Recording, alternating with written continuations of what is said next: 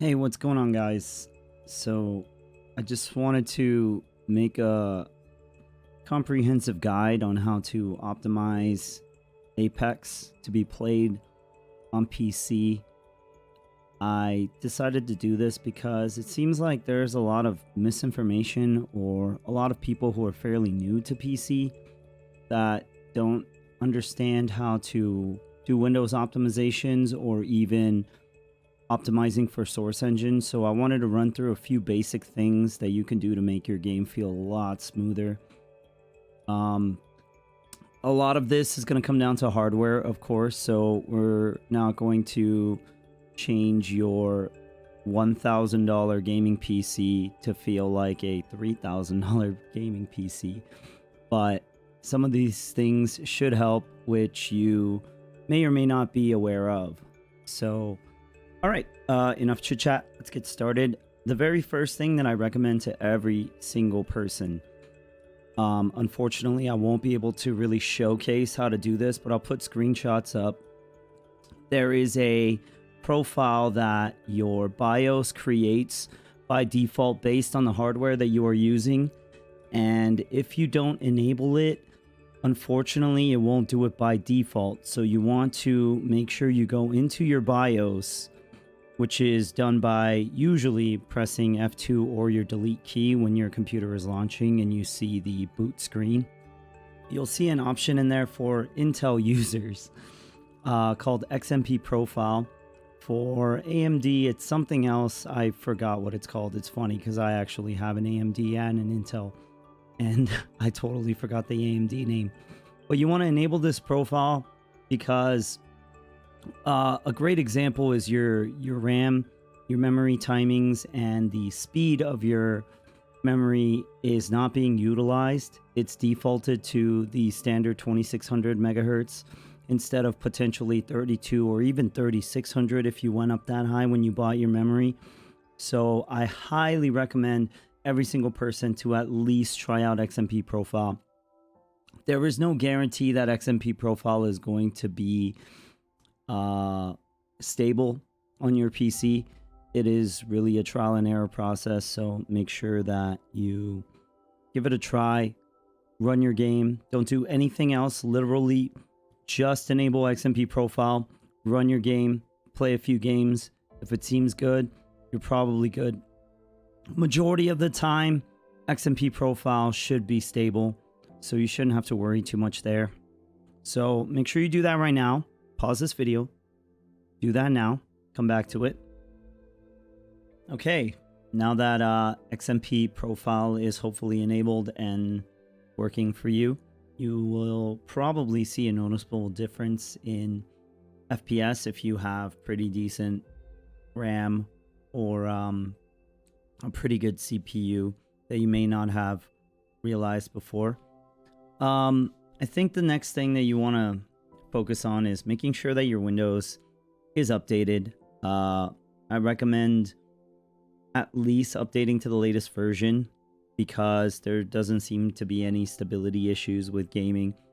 Trying to make sure that your Windows is constantly updated is a good thing, but at the same time, with newer updates coming out, I recommend pausing them when they first come out because you never know about any stability issues there might be happening, or you don't know if a build might not be running that great with performance in regards to a certain engine or maybe specific to a game. So whenever updates come around, I usually wait a few weeks to update just to make sure that no one else is having any issues.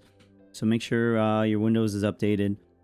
The next step, I would honestly start with Nvidia. Nvidia, this is in particular to obviously Nvidia users. AMD, I haven't had an AMD graphics card in forever, so unfortunately I won't be able to provide you with the best profile for AMD, but I'm sure there's something out there for somebody. But I use Nvidia. I've used Nvidia for a long time now, so this is kind of how my settings are set up. In particular to Apex Legends, the only thing that I really change from my default from everything else is image sharpening. I put this up to 0.5. It's kind of useful for me when I'm in game and it kind of sharpens out character models or the edge of surfaces so that it isn't so smooth. This might be an issue on higher resolution monitors, but I seem to like the extra sharpening that Nvidia provides. So to start scrolling down through most of here, a lot of this is going to be default, so it's really not that important, or preference. I would kind of recommend leaving a lot of these on application controlled if you care about any of these things. For me, I just don't really use any type of glamour or quality effects whenever I play a competitive game, especially a shooter. I just dial down all the settings. So for me, this is all preference. You could do whatever you like here. Background application max frame rate. This is not the most important setting because you want to be able to toggle on a lot of the background applications. I would just leave this on off for now. CUDA cores, you want to be using all of them for your GPU, so make sure this is set to all. Low latency mode. This could be a video on its own with low latency mode, using G-Sync and V-Sync. I've tested thoroughly with every single setting on, and for me, just because I have phenomenal hardware in my PC, I don't need to run G-Sync. For you, it might be a different scenario. You might be getting a lot of tearing. Your GPU just might not be able to handle the extra frame rate. So if that's the case, then if you're using G-Sync, you want to have this on Ultra. If you're not using G-Sync, just put it on because we're going to control our FPS manually through RivaTuner anyways, so that's not that important. Once again here for max frame rate, I would just suggest leaving this on off and controlling it through RivaTuner. Through speculation online, supposedly RivaTuner has lower latency than using the Nvidia frame rate limiter, so I just kind of recommend using RivaTuner. Monitor technology, I have this on fixed refresh. I just have not been able to properly use ULMB and see the benefits of losing that much brightness, so I just use the default of fixed refresh. G-Sync is great, but will introduce some bits of input latency, and the whole point of this was to reduce the amount of input latency that you have. Of course, if your computer can't handle producing the frames that it needs to match your refresh rate, please test out G-Sync if your monitor is G-Sync compatible or G-Sync enabled. You could see a marginal increase in smoothness, and your brain and your hand-eye coordination could easily get adjusted to the input latency. So it's not that big of a deal in my opinion. So this is preference for yourself. Test it out. I highly recommend, if you have a G-Sync monitor, test it out. For me, I've kind of done both, and I've landed on fixed refresh for now, and it seems to give the most snappiest Apex experience so far. A lot of this is not that important. Preferred refresh rate, I just have it on application controlled. You could put it on highest available. It really just does not make that much of a difference when you're capping your frame rates manually. Shader cache, I've tested this on and off. It really depends again on hardware, so this is a trial and error process. I just kind of have mine on for default. Most of the stuff you just kind of you just follow along with exactly the things that I have on here. A lot of this stuff isn't really utilized by Apex, so it's not that big of a deal. V-Sync, once again, if you're using G-Sync, please turn this on. It will make your game feel a lot better.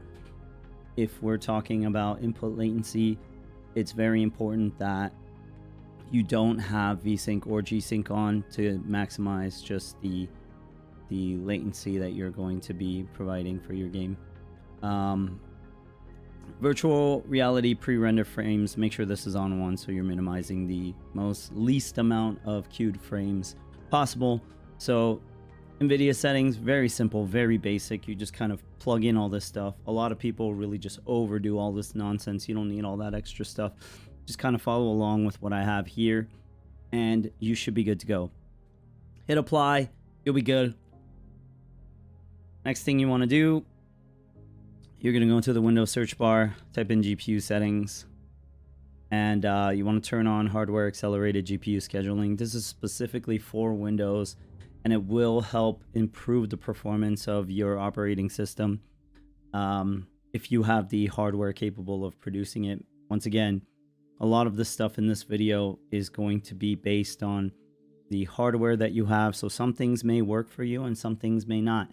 It's a lot of trial and error, but this should kind of work for most people who have a little bit of overhead room. Okay, so turn this on. If you seem to notice a lot of stuttering or something is happening, just leave it off. You might have a secondary option here called variable refresh rate.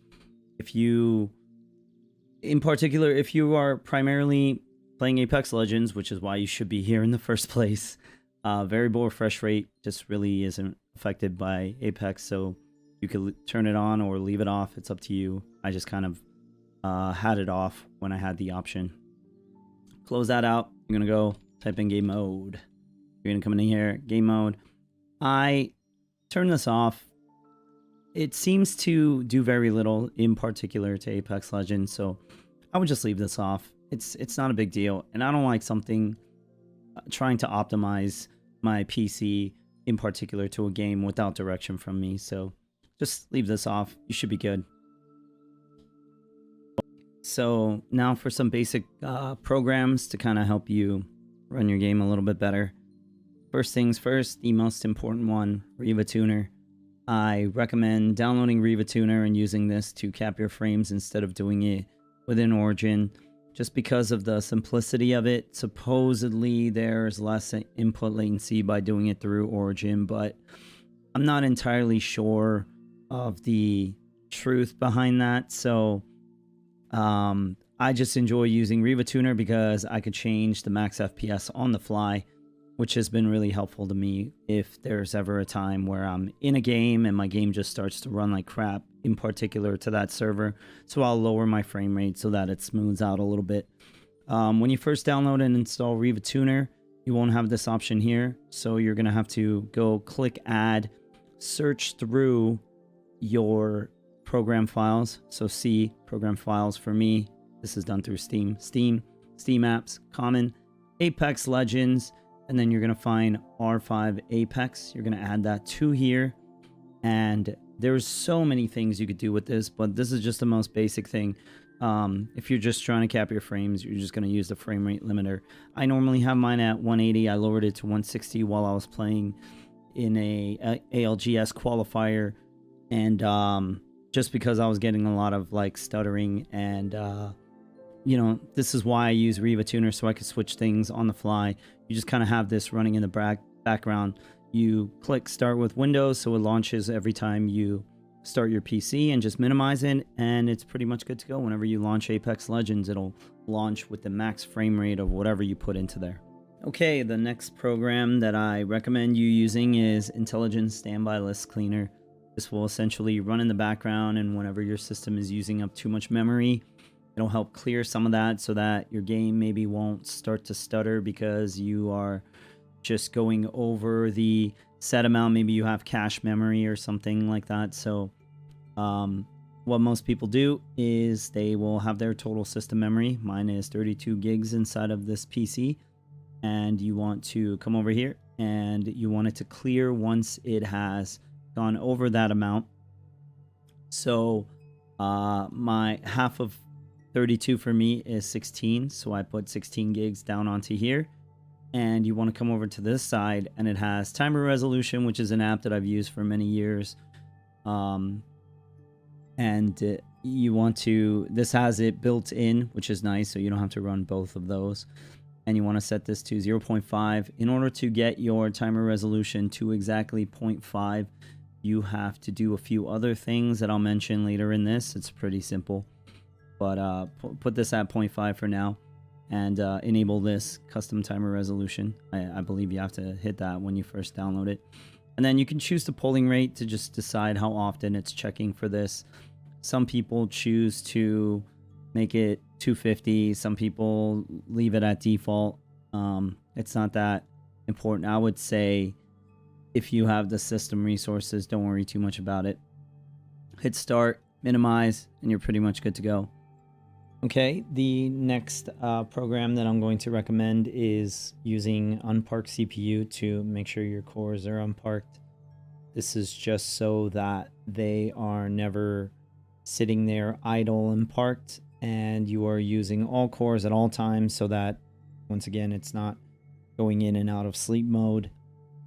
You want to be utilizing as many cores as possible whenever you're gaming. So the program's fairly simple. Double click it. It'll check the status of your cores. Sometimes it takes a minute.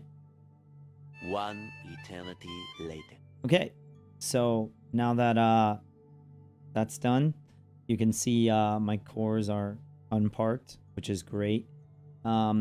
If yours are parked, you'll have the option here to unpark all. So you're going to click that and it will unpark all of your cores. This is basically just running a regedit command on your PC. It's just a program, so it simplifies the process so you don't have to do it through regedit. It's pretty simple to do in regedit as well, but I prefer just using the program because it makes life a little bit easier. And again, waiting for that. And if you just choose you don't want to have your cores unparked, you just click this. It'll park it all right back to default. Everything is reversible.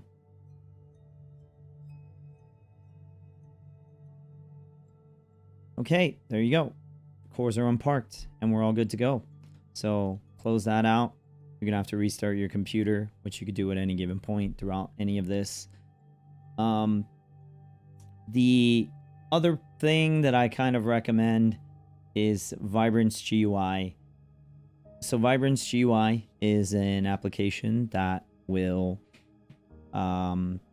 change your Nvidia saturation settings, your vibrance level, whenever you're in the game, and then put it back down to whatever you'd like. I have mine at default whenever you're not in game. And so it's kind of nice because games nowadays aren't really saturated enough, in my opinion. So you can dial up the saturation a little bit so that you can see targets a little bit easier, distinctly differentiate certain objects from each other. But then you don't have to have it burning into your retinas when you're not in game. So what you do is, similarly to RTSS, you're going to click add. If you have your game running, it should show up on here. Double click that, add it to here, and then you can set the vibrance level that you want your game to be at when you're playing it. I have mine at a sweet 75%. Hit save on that, and auto start and affect primary monitor only, and just minimize it, and you're pretty much good to go. Whenever you launch your game, it'll readjust the saturation level, and easy peasy. All right, so let's jump into a few things with your mouse. So the first thing that I recommend very highly, that I feel like enough people aren't doing today, is to at least use a minimum of 1600 DPI. I know for a long time I wondered the same thing too, why you would ever want to use 1600 DPI, and I can show you how it's offset. The reason why you want to use 1600 DPI is it has now been proven that there is lower input latency in tracking. This is the sensitivity of your mouse. It's not necessarily the sensitivity of your computer. So remember that this is just enabling the higher rate of tracking that your mouse sensor is. So you want to utilize that because it will have less latency. So 1600 DPI is what I set it to, and the first thing you might go and do is, wow, this is so fast, right? So you're going to go into your mouse settings and you want to offset that by going to pointer options and bringing this down to somewhere around 3, maybe 4 notches in. Default to 6. So I went down to 3. This feels kind of good for me. And this is important for Apex Legends because this is going to be the sensitivity that you have when you're in your menu or inventory. So I highly recommend bringing it down. I actually tried to use 1600 DPI for like a few days without with leaving this at default, and it was near impossible to do any kind of precision tracking. So I would just recommend bringing this down. Hit OK, and you should notice this in game. In all honesty, you should notice your mouse feeling a little bit snappier. There's just something about 1600 DPI. I wish there was more information on it, but so far from what it seems, this has given me the best results. To kind of go alongside with that, there's going to be a few things that we'll do in the advanced thing with regedit and using the command console in Windows, and we'll jump into that in a little bit. But so far for now, use 1600 DPI and offset the sensitivity in Windows, and you should be good to go. Okay, now to optimize your Origin or Steam. There's a lot of misinformation here about this one with launch commands. I've kind of tested a few things, and I've kind of used a few other things that I feel like they don't really do too much, or you could do something somewhere else. So for example, running FPS Max onto here, you could choose to do that to cap your frame rate. I just prefer to do it in RivaTuner. It seems to work a little bit better there. So the only things that I probably recommend having in your launch command is dev, because it will skip the video that plays at the beginning. I don't know why on here it's dev. I don't know why novid doesn't work, because that used to be the way that we used to skip the video intro in CSGO, but for some reason it's dev, so we're using dev. I don't see much of a difference inside of the game, whether performance wise, by running dev. I've kind of tested it a little. If you notice anything, please let me know so I can kind of back this up. Preload seems to help me a little bit. I don't know if it's going to help you. Once again, hardware could play a major factor in this. This is going to preload textures and maybe some of the environmental things within the game, so that it'll set up a cache so you don't have to do it every time you go into the game, or maybe when you're going into each game specifically. I don't know if this command works 100%. There is actually very little information out there about what is confirmed to work and not work within the launch command, so take it with a grain of salt.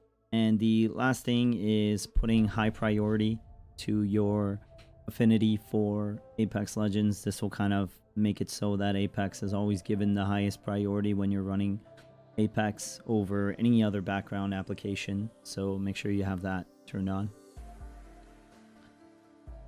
Okay, and one thing that I forgot to mention, actually, that we're going to go back on now that we're mentioning background apps, we're going to go to background apps. We're going to turn this off completely and make sure every single app here is turned off, because you don't want them running in the background whenever you're gaming. Okay, now for the advanced and scary part of the tweaking process. There is a slew of things that I would recommend you do, but because this is just a basic comprehensive guide, I don't want to dabble in too many things. I'll give you the 2 most important things that I think you might want to try, and don't be too scared. Everything here is completely reversible, so if something doesn't feel right, or you don't like it, or your system is acting up, you could just go back and fix this super easily with one line of command, or just changing one value. Okay, so nothing to really worry about.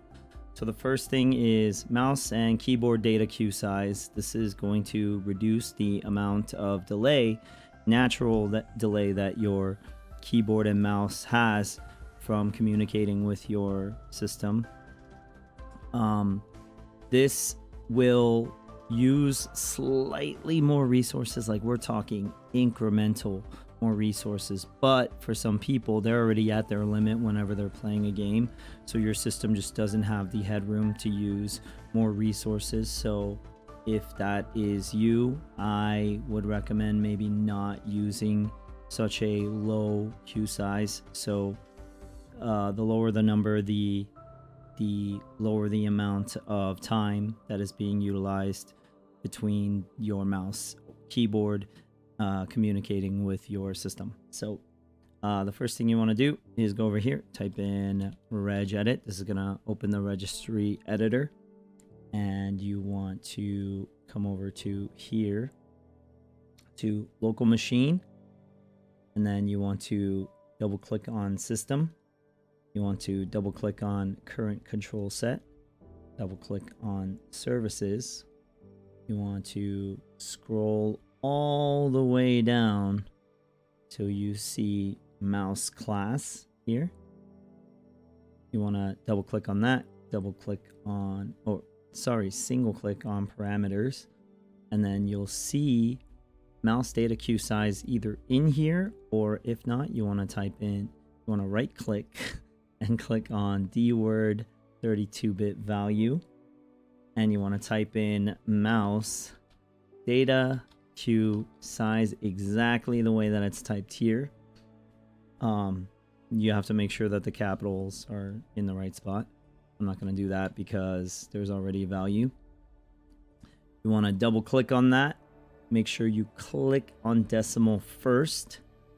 This is very important. You have to click on decimal first. Before you even touch this value, click decimal first. Type in 16. If this is, if you're maybe running on a potato rig, you might maybe not want to go down to 16. You might want to be somewhere like 20, 25, 32, something around there. But try out 16, and I say go up from there. So type in 16, hit OK, and you should be good to go. I would double click it just to make sure. It should change it to 10 on hexadecimal. Like I said, this is why it's important that you click on decimal first. Okay, so that's for the mouse. Now you want to close that out, and you want to do the same thing, except this time you want to click local machine, double click system, double click services, and now this time you're looking for keyboard class, which is under K. Here we go, KBD class. Okay, double click that, click on parameters, and then you'll see keyboard data queue size. If not, do exactly the same thing as I did for the other one. Double click on that, make sure it's on decimal again, and then type in 16, and then hit OK. And that will be your mouse and keyboard queue sizes, and hopefully doing this, your computer will be fine. You won't notice any type of stuttering when you're using your mouse or typing with your keyboard or having some insane delay. And then if you decide that you don't like either of these, the default value of both is 100, so you can jump back in and put them back up to 100 if you'd like. Okay, and the next thing that you want to do is you want to come over to here, type CMD, command prompt will come up, right click, run as administrator, hit yes, and then on here you want to write out every single one of these. This is essentially disabling high precision event timer. This is not really a feature that benefits gamers, and it's a very detailed explanation that I don't think I could do in such a short video, so I would recommend you look it up. But for most people's cases, this has shown a more stable gameplay environment, so you'll notice less stuttering while in game, especially for games that are utilizing high CPU resources. So I've kind of tested both. For me, everything is trial and error, so I make sure that I use it before I recommend it to anybody, and I've been using this for a while now, and it definitely has reduced the amount of stutters that I've been getting in Apex, and it definitely helped smooth out some of the gameplay, because every little bit of micro stutter matters a lot when you're playing Apex. So I highly recommend doing this and turning off HPET. So you just gotta type in every single one of these commands right here, these 4 commands, exactly the way that they are there.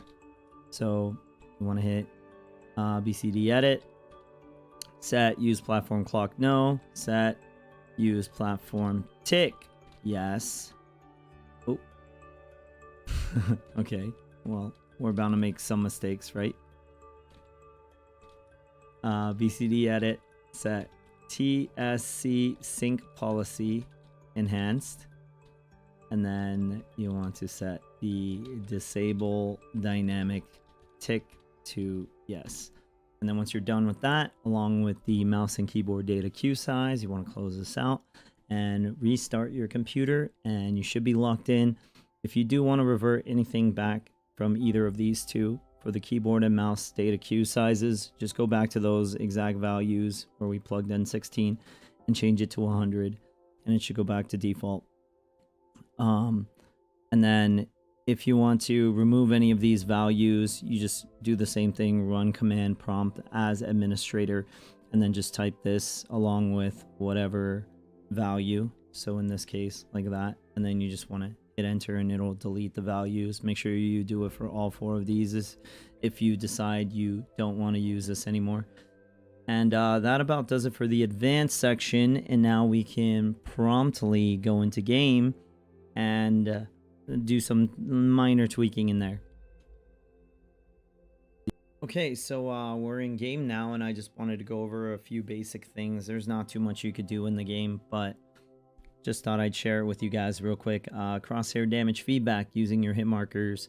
Almost every single aimer, legendary aimer in Apex Legends that I've seen leaves their hit markers on, just because it's very easy for your crosshair to get lost in all the visual clutter, particles, smoke, just a sway, natural gun sway, just sway of bullets, or even just having the optics being different, right? So there are a lot of occasions where your crosshair will get lost in a muddy situation, and hit markers, as long as you're hitting your targets, will help you recenter where the middle of your screen is. So I highly recommend having markers on.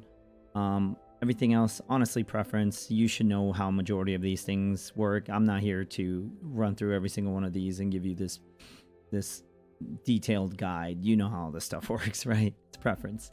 One thing that I thought was kind of cool that I haven't really seen in a video is I actually sometimes turn on subtitles and I put my dialogue volume to 0%. And this has been especially noticeable during this LTM with Maggie, who seems to be quite the chatterbox. I turned off the dialogue volume so you don't hear the announcer, you don't hear your teammates or anything of the sort, but you have the subtitles. So just in case for those important messages, sometimes like a third party, and you're not aware of it being a third party, or Wraith, for example. I play a lot of Wraith, so her passive is triggered. You won't be able to hear it if you don't have the dialogue volume off. So having subtitles on for that kind of helps a little bit. But that's something that I noticed nobody really does. So that's an option for you. So I go back and forth, so I'm not truly recommending it, but if you're sick of the announcer, that you could do that. In terms of the video settings, everything here is just kind of basic. It doesn't really affect your FPS too much. There is actually a very, very detailed video out there. Shout outs to the person who made that video. I forgot your name, but he made an incredible video detailing over every single setting in the video settings for Apex Legends, and I'll link it down below if you want to check that video out. But for the most part, majority of the stuff doesn't really change too much.